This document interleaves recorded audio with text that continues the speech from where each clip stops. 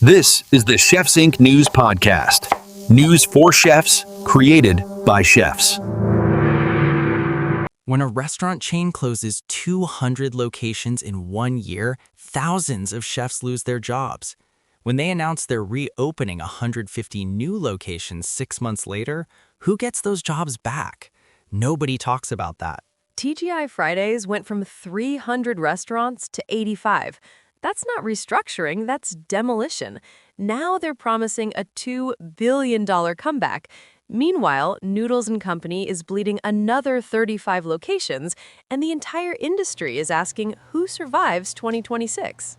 This is Chefs Inc. News, the podcast for chefs created by chefs. I'm Chef Antonio. And I'm Dr. Sophia. Today, we're breaking down the bankruptcy comebacks, the closures nobody's talking about, and the 7 trends Michelin inspectors say are actually shaping your plates right now. Because somebody needs to tell the truth about this industry.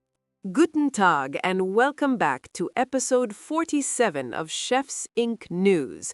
If you're new here, we're the show that cuts through the industry nonsense and gives you the real story behind the headlines. Chef Antonio is a German-Italian culinary master with over 30 years in Michelin-starred kitchens. And I'm Dr. Sophia, a nutritionist and business strategist who follows the money. Ja, genau. And before we dive in, a quick word about our sponsor, Chefs Inc. Miami Catering and Private Chef Service. We're not just talking about innovation in this podcast, we're doing it. From 3D food printing to laser-engraved presentations, we create experiences for everyone from Fortune 500 executives to Grammy winners. If you need a culinary partner in South Florida, reach out at chefs-inc.com or call 786-419-1386. All right, let's get into it. We've got 4 major stories today, plus your listener questions. And I'm warning you now, Antonio, you're going to get fired up about story number 2. I'm already fired up, Sophia. Wunderbar. Let's go. Wait. Let me make sure I understand this correctly. They filed bankruptcy in November. It's now January, and they're already announcing a $1 billion comeback plan? Unglaublich. That's exactly right. And here's where it gets interesting. At their peak, TGI Fridays had over 300 locations in the United States. As of this week, they're down to 85. That means they closed more than 200 restaurants, over 70% of their footprint, in less than 15 months. Sophia, do you know what that means in human terms? Each of those 200 restaurants had, 40 to 60 employees? Let's say 50 on average. That's 10,000 people. Line cooks, servers, dishwashers, managers.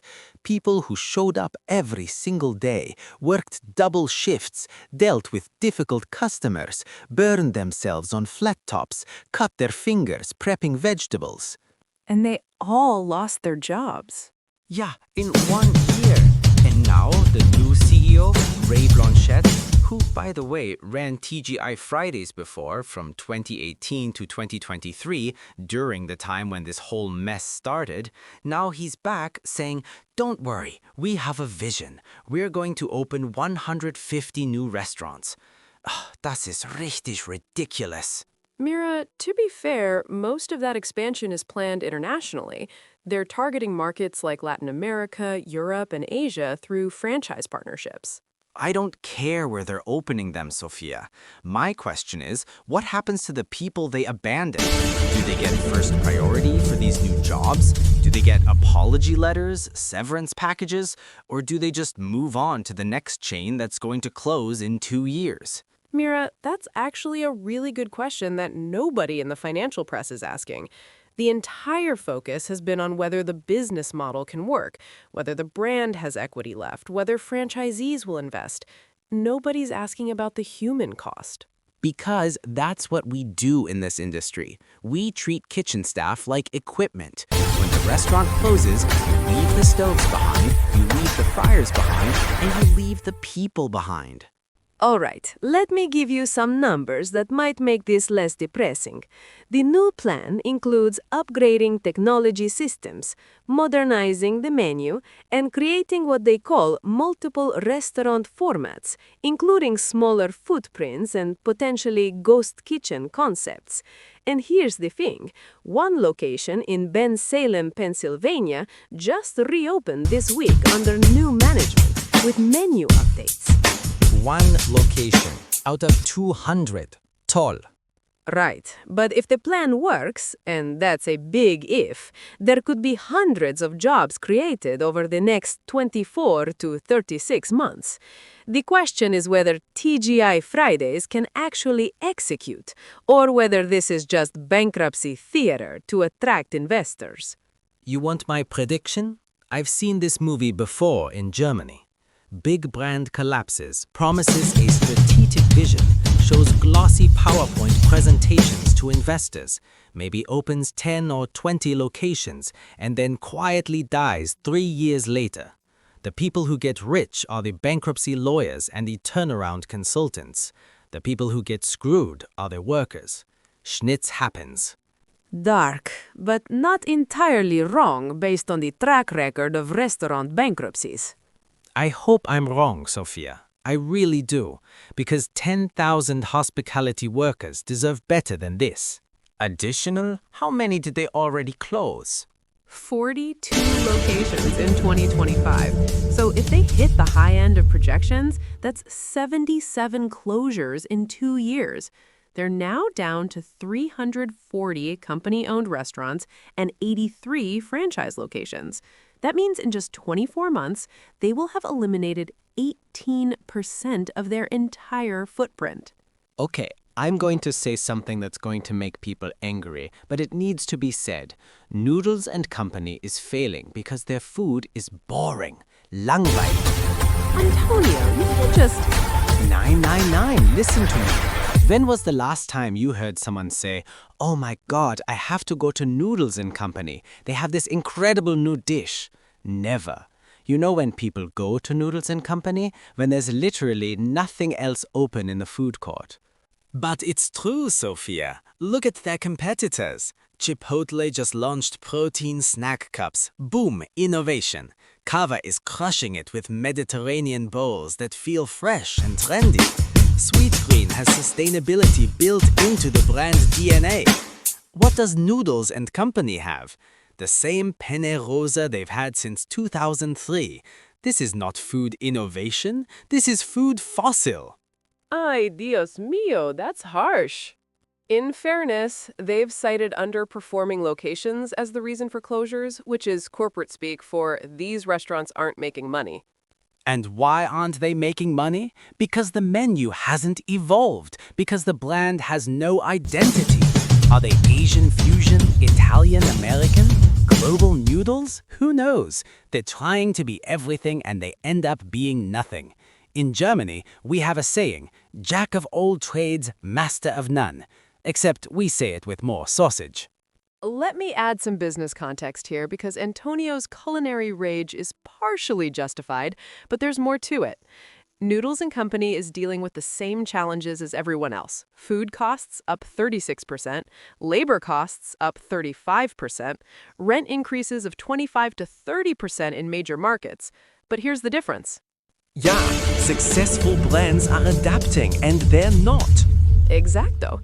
When I look at the fast casual chains that are growing in 2026, they all have 3 things in common. First, a clear brand identity. Second, menu innovation that creates social media buzz. And third, value propositions that go beyond just being cheap. Noodles and Company has none of those. No hay magia, just mediocrity. You know what kills me? There are incredibly talented chefs working in those kitchens. There are managers who care deeply about their teams. There are servers who show up and smile even when they're having the worst day. And they're all going to lose their jobs because executives in Broomfield, Colorado couldn't figure out how to make a possible interesting. The stock market seems to agree with you. Noodles and Company stock is down over 60% in the past year. Investors are jumping ship. Here's what should happen. Hire a creative culinary director, someone with actual restaurant experience, not a food scientist from a lab. Give them 3 months to completely overhaul the menu. Launch a seasonal program with regional ingredients. Create limited time offers that people actually want to Instagram. Partner with local farms. Do something that makes people care. Otherwise, schnitz happens. Instead, they're just closing locations and hoping the problem goes away. Which it won't. Mark my words, Sophia. If Noodles & Company doesn't completely reinvent itself in the next 18 months, they'll be filing bankruptcy just like TGI Fridays, and another few thousand workers will be out of jobs. All right, let's shift to a positive story for once. Popeyes Louisiana Kitchen just announced that Matt Rubin has been promoted to Chief Marketing Officer for the U.S. and Canada. Rubin has been with Restaurant Brands International, that's the parent company that owns Popeyes, Burger King, and Tim Hortons, for nearly 11 years. And why should we care about a corporate promotion? Because Matt Rubin's track record is phenomenal. He was most recently Popeye's Chief Digital Officer, where he led their digital transformation. Before that, he was the Chief Marketing Officer for RBI Brands in the Asia-Pacific region, where he delivered strong sales growth, increased traffic, and improved franchise profitability. This guy knows how to scale brands while maintaining quality.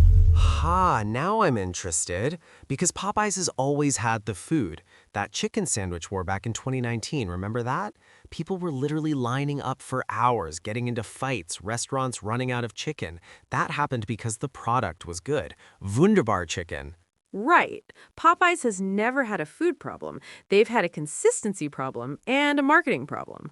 So, if Matt Rubin can bring that Asia-Pacific success to North America, Popeyes could absolutely dominate 2026, especially with chicken prices being so much lower than beef right now. Here's my prediction. Within 60 days, we're going to see a major Popeyes marketing campaign, probably something viral on TikTok, probably tied to a limited-time menu item. Then here's what I want to see from Popeyes in 2026. Menu innovation that respects the Louisiana roots, maybe some regional limited time offers, and for the love of God, make sure the chicken stays crispy. In Germany, we don't have good fried chicken like this, so Popeyes, don't mess it up. Trend number 2. Traditional cuisines are putting down contemporary roots. In places like Poland, Hungary, and China, chefs are revisiting heritage dishes, but making them lighter, cleaner, more refined.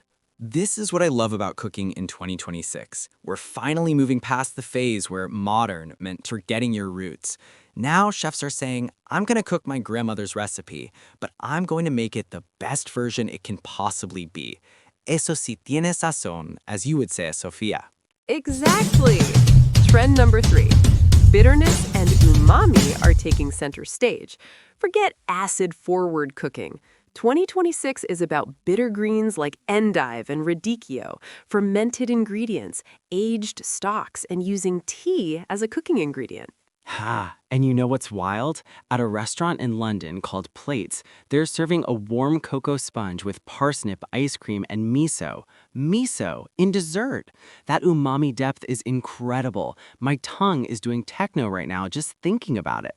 And this is critical, Sophia, because in 2026, patience is luxury. In a world where everyone wants everything instantly, taking time to develop flavors is a statement. It says, this dish is worth waiting for. I don't cook food. I engineer happiness with butter and time. Trend number 5. French bistro nostalgia. Classic dishes like blanquette, œuf mayonnaise, île flottante. These are making comebacks not just in France, but in Hong Kong, Kuala Lumpur, Bangkok. You know why? Because in uncertain economic times, people want comfort. They want food that reminds them of something good, something stable. I call this dish emotional stability in gravy form. That's what French bistro food is. Trend number 6. Service is a culture. Michelin inspectors are seeing a split. Some restaurants are bringing back trolley service and table-side presentations, while others are going full counter seating, where you're right in front of the kitchen. And I love this trend because it forces restaurants to choose an identity. Are you formal hospitality or are you casual intimacy? Either one can be incredible, but you can't be both. Pick a lane and commit. Yes, it's crunchy, like a good German sentence. And finally, trend number 7, Bangkok and China are the new culinary hubs. Bangkok is attracting David Toutain, Paula Araudo, Umberto Bambana. China is seeing explosive growth in high-end dining. The future of gastronomy is moving east. And if you're a young chef listening to this, thinking about where to stage or where to work next, pay attention. The opportunity is in Bangkok, in Shanghai, in Chengdu. That's where the innovation is happening. That's where the money is flowing. Wunderbar opportunities. Those are your 7 trends. And the common thread? Intention. Everything is about cooking with purpose, not chasing novelty for Instagram, but asking, what story am I telling? What experience am I creating? That's the 2026 mindset. Cálmate, chef. He didn't even let me finish. Hire the cook. I don't even need to. Look, Marcus, here's the reality. AI is incredible for inventory, for predicting orders, for tracking waste. AI can tell you you're going to run out of chicken by 7 p.m. Saturday. That's valuable. But AI cannot taste a sauce and tell you it needs more acid. AI cannot handle a Saturday night rush when 3 tickets fire at once and a server just dropped a tray. But what if Marcus already has stable staffing? Then he invests in technology. But 74% of chefs are sleep deprived. Labor shortage is destroying restaurants. You don't fix that with software. You fix that by hiring good people, paying them fairly, and creating a culture where they want to stay. So both, but sequentially. Yeah, genau. Marcus, here's your action plan. Hire the line cook. Make sure your kitchen is fully staffed. Then, once you have stability, invest in AI tools for scheduling, inventory, waste tracking, but people first, technology second. Always. Great question, Marcus. Email us at podcast@chefsinc.com or DM us on Instagram at chefs_inc. All right, let's wrap this up with your key takeaways for the week. Number 1, survival in 2026 is about cost control, value signaling, and retention. You can't just raise prices. Create value through quality, experience, and loyalty. Number 2, labor stability beats expansion plans. Before opening a second location, make sure your first isn't hemorrhaging employees.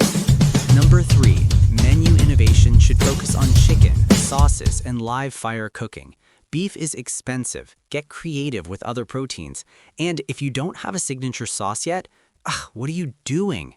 Number 4, technology should reduce waste, not replace humans. Use AI for inventory and scheduling. Use humans for cooking and hospitality. Savor first, number 2nd. And if you're a chef, master these in 2026. Live fire techniques, fermentation, balancing bitter and umami, and most importantly, your mental health equals your career longevity. We've got links to the Burnt Chef Project and Chefs for Mental Health. This industry is brutal, and asking for help is not weakness, it's survival. Remember, this is Chefs Inc. News. News for chefs, created by chefs. Look, 2026 is going to separate the survivors from the pretenders. TGI Fridays can announce billion-dollar visions. Noodles and Company can close locations and call it optimization. But at the end of the day, the restaurants that win are the ones that take care of their people, innovate their food, and create real value beyond just price points. The data doesn't lie. Restaurants that are closing aren't victims of the economy, they're victims of mediocrity. Meanwhile, brands with clear identity, strong culture, and menu innovation are thriving. So cook with intention, lead with heart, and for God's sake, put some char on that protein. This is not food, this is a flavor umlaut.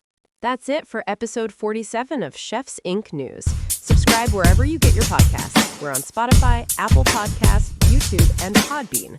Follow us on Instagram at chefs_inc and check out our website at chefs-inc.com. And if you found this episode valuable, leave us a review. It helps other chefs find the show. New episodes drop 3 to 4 times per week. We'll see you next time. Stay hungry for news. Dankeschön for listening. Until next time, keep your knives sharp and your flavors sharper. Chefs Inc. News. News for chefs, created by chefs.